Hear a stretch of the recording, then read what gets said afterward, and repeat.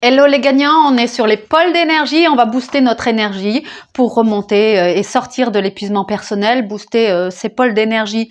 Vous le savez, votre cerveau est une Ferrari, une magnifique Ferrari rouge avec 4 superbes roues. La première roue, la roue des pensées, la deuxième roue, la roue des neurotransmetteurs, la troisième roue, la roue des émotions, votre intelligence émotionnelle et la quatrième roue, votre pôle énergie, vos énergies. Alors, et qui vous en pique les énergies? Par exemple, ça sera la notion des pervers narcissiques qui vont vous piquer de l'énergie. Les notions aussi autour de quand on est au potentiel, on va perdre vraiment beaucoup d'énergie à avoir beaucoup de pensées qui viennent à la minute, etc. Et donc, on va facilement s'épuiser.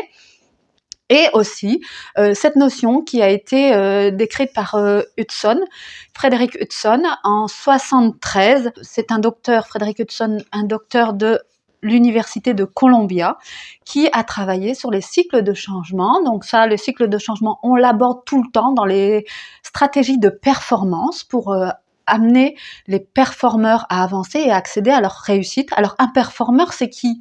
Un gagnant, c'est qui? C'est vous, c'est moi, c'est une maman, un papa, c'est un entrepreneur, c'est un salarié, c'est un chef d'entreprise, c'est tous les individus qui veulent avancer. On est en nous des performeurs, des envies d'avancer, d'évoluer. Ça fait partie de la nature humaine. D'ailleurs, quand vous observez les enfants, ils ne restent pas dans leur berceau, vous êtes d'accord? Ils évoluent et il y a des cycles de changement, ça fait partie de la nature. Quand vous observez les arbres et les saisons, ça fait partie des cycles du changement. D'ailleurs, les cycles de Hudson, on parle souvent de la correspondance avec le printemps, l'été, l'automne qui est la période du marasme et l'hiver et avec ses cycles de renouveau, et on utilise ces images de saison. Et dans notre vie, chaque jour, on fait notre petite révolution de cycle de Hudson. Dans notre année, dans nos trimestres par exemple, on va avoir ce cycle de changement perpétuel.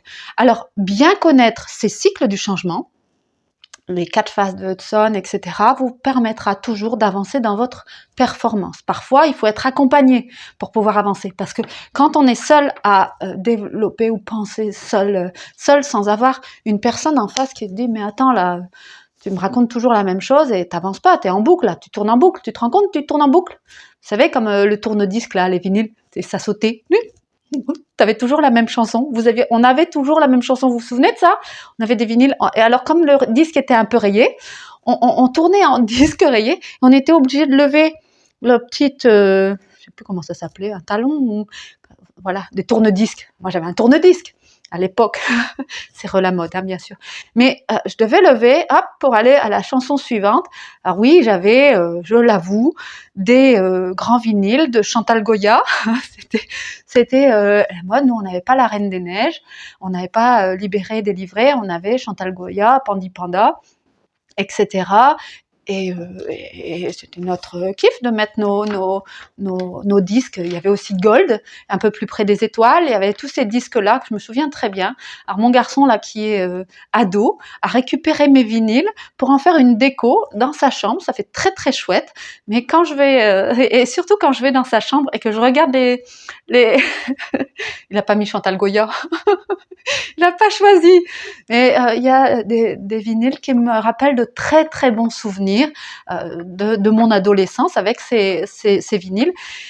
Pourquoi je vous parle de ce fait d'être en disque rayé et de plus pouvoir avancer dans sa vie, c'est que parfois on est bloqué. On est bloqué dans une phase de marasme, bloqué entre la colère, la peur et entre la honte et la culpabilité, et on est vraiment coincé sans savoir remonter ni d'un côté ni dans l'autre. On est coincé. On est dans un étau, et cet étau, on a l'impression qu'il se resserre tout le temps, qu'on donne beaucoup d'énergie pour en sortir, et on est épuisé. On est épuisé, on est épuisé, on est épuisé. C'est le programme que j'ai développé dans Tomber, se relever plus vite, plus fort pour soi, et vous allez le trouver en cliquant lien. Mais là, à l'instant T, nous allons parler du 6e pôle d'énergie. Je vais vous les rappeler, les pôles d'énergie. Allez, la puissance personnelle, la réussite, l'intimité, la créativité, la quête de sens, et le dernier pôle d'énergie que nous développons, c'est la compassion. C'est se donner pour les autres, la compassion. C'est améliorer le monde, c'est transmettre, c'est l'empathie, c'est l'engagement social et le bénévolat.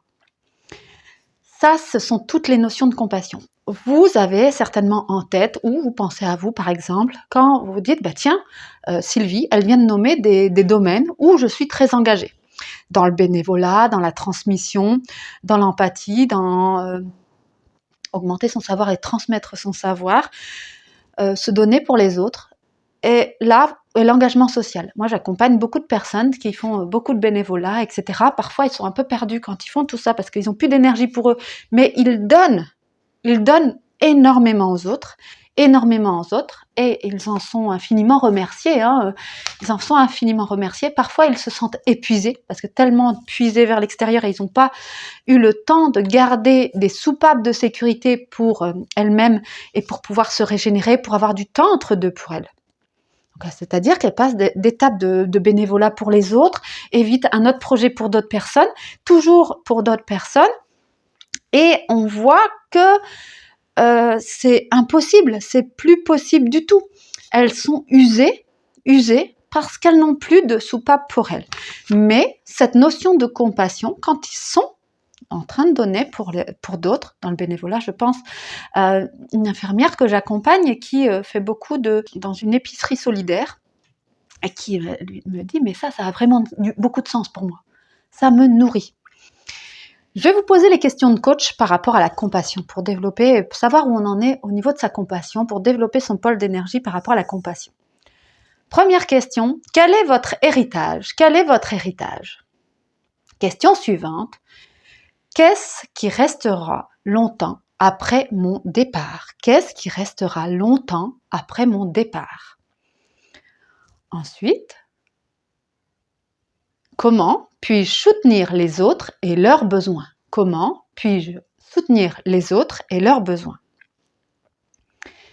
Ensuite, quelle contribution importante je peux faire ? Quelle contribution importante je peux faire ? Ensuite, comment exprimer ma compassion ? Comment exprimer ma compassion ? Ensuite, avec quel engagement concret ? Avec quel engagement concret ? Ensuite, quelle cause je veux défendre ? Quelle cause j'ai envie de défendre ?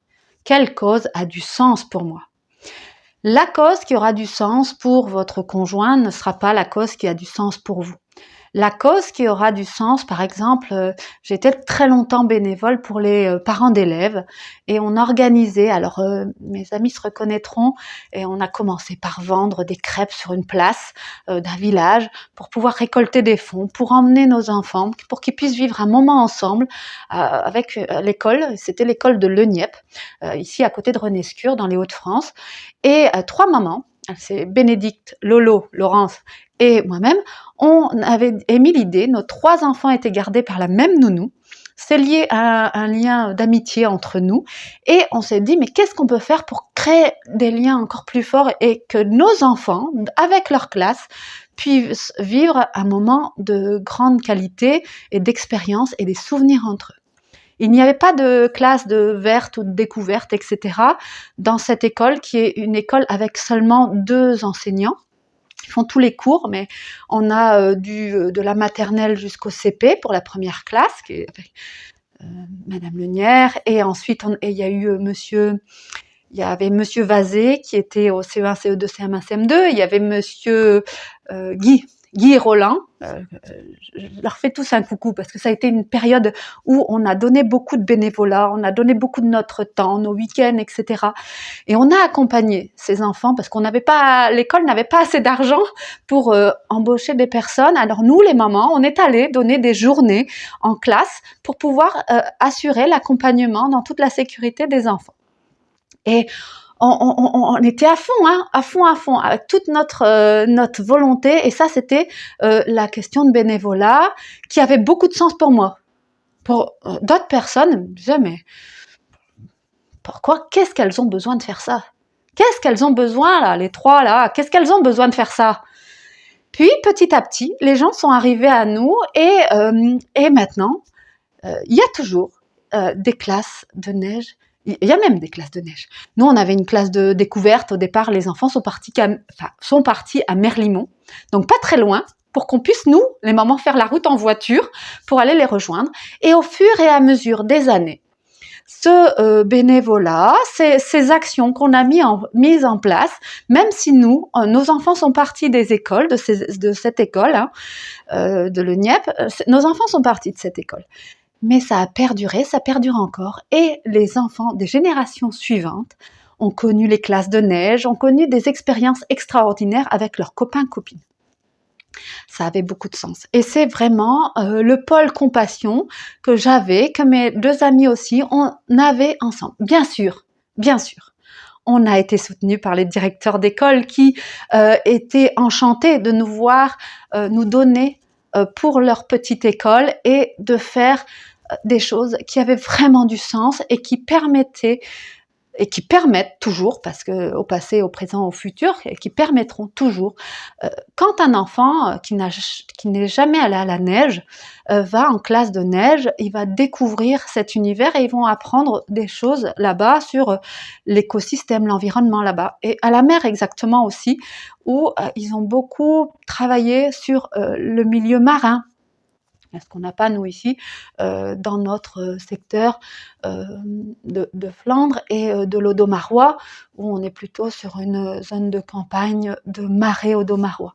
Voilà, donc ça, c'est les zones de compassion. Vous avez certainement des pôles dans cette compassion qui vous parlent. Peut-être que c'est de vous investir au niveau de l'église, peut-être que c'est de vous investir dans une association de lecture pour les enfants, à la bibliothèque municipale, ou dans votre quartier, ou dans le théâtre, ou dans une autre action bénévole qui permet de donner du sourire, de la chaleur, qui permet ce mouvement d'amour entre les gens, de partage, de faire vivre des moments d'exception.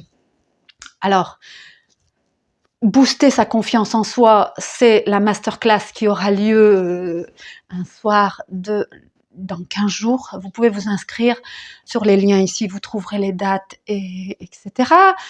Tomber, se relever plus vite, plus fort, le programme pour sortir de l'épuisement personnel, vous trouverez les liens aussi. Et si vous avez envie d'être boosté pour toujours avancer et performer et rebondir dans ces phases où c'est plus difficile et aussi d'atteindre vos objectifs, n'hésitez pas à cliquer sur les liens, vous trouverez tout ça autour de cette vidéo. On se retrouve très vite, les amis.